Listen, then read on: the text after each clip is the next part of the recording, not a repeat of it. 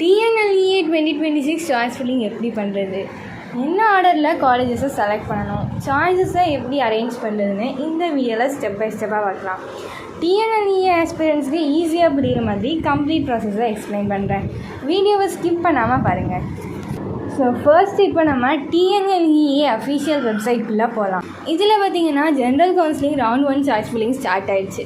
Candidates அவங்களுடைய choice ஃபில்லிங்கை 22 July 5 PM முடிக்கணும்னு கொடுத்துருக்காங்க.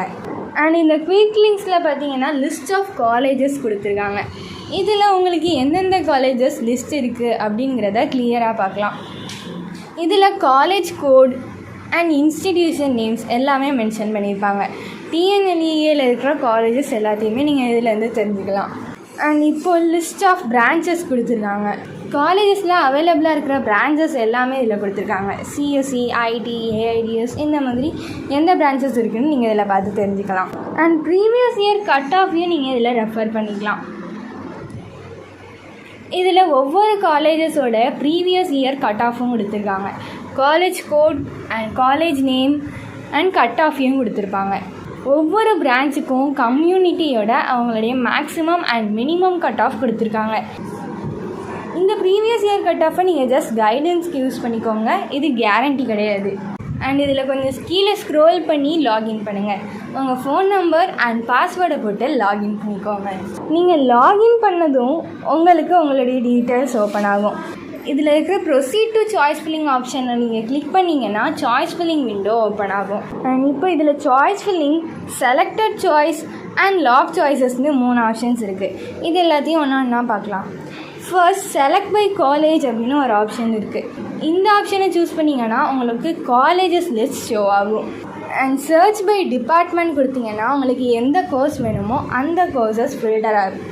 அண்ட் சர்ச் பை டிஸ்ட்ரிக்ட் கொடுத்தீங்கன்னா டிஸ்ட்ரிக்ட் வைஸ் ஃபில்டர் பண்ணி காமிக்கும். அண்ட் கீழே இருக்கிற பாக்ஸஸ் யூனிவர்சிட்டி, இப்போ அந்த பாக்ஸை கிளிக் பண்ணால் என்ன வரும்னு பார்க்கலாம். யூனிவர்சிட்டி பாக்ஸை நீங்கள் கிளிக் பண்ணிங்கன்னா யூனிவர்சிட்டிஸ் மட்டும் டிஸ்பிளே ஆகும். அதுலேருந்து நீங்கள் யூனிவர்சிட்டிஸை செலக்ட் பண்ணணும். அண்ட் கவர்மெண்ட் காலேஜ் தான் வேணும்னா கவர்மெண்ட் காலேஜை சூஸ் பண்ணுங்கள். இதில் நம்ம மல்டிபிள் ஆப்ஷன்ஸை கூட சூஸ் பண்ணி பார்க்கலாம். அண்ட் இப்போது காலேஜஸை எப்படி ஆட் பண்ணுறதுன்னு பார்க்கலாம். அந்த குட்டி பாக்ஸை செலக்ட் பண்ணிங்கன்னா கன்ஃபார்ம் அடிஷன் அப்படின்னு ஒன்று கேட்கும். அதில் நீங்கள் ஓகே சூஸ் பண்ணிங்கன்னா அந்த காலேஜ் ஆட் ஆயிரும். நோ சூஸ் பண்ணிங்கன்னா அந்த காலேஜ் ஆட் ஆகாது. அண்ட் ஓகே சூஸ் பண்ணிங்கன்னா சாய்ஸ் ஆடட்னு இந்த மாதிரி ஒரு பாப்அப் மெனு ஷோ ஆகும். இப்போ இதில் இருக்கிற வியூ செலக்டட் சாய்ஸ் லிஸ்ட்டுங்கிற ஆப்ஷனை சூஸ் பண்ணிங்கன்னா நீங்கள் சூஸ் பண்ண சாய்ஸ் லிஸ்ட் ஷோ ஆகும். அதை வச்சு நீங்கள் உங்களுடைய லிஸ்ட்டை செக் பண்ணிக்கலாம். அண்ட் நீங்கள் இதை இப்போ எப்படி ஆர்டர் பண்ணணுன்னு பார்க்கலாம். நீங்கள் டவுன் ஆரோவை சூஸ் பண்ணிங்கன்னா அந்த காலேஜ் கீழே போயிடும். அண்ட் அப் ஆரோவை சூஸ் பண்ணிங்கன்னா அந்த காலேஜ் டாப்க்கு போயிடும். அண்ட் ஃபர்ஸ்ட் பிளேஸில் இருக்கிற காலேஜை தேர்ட் பிளேஸ்க்கு கொண்டு வரணும்னு நினச்சிங்கன்னா மூவ் டு அப்படின்னு ஒரு காலம் இருக்கும்.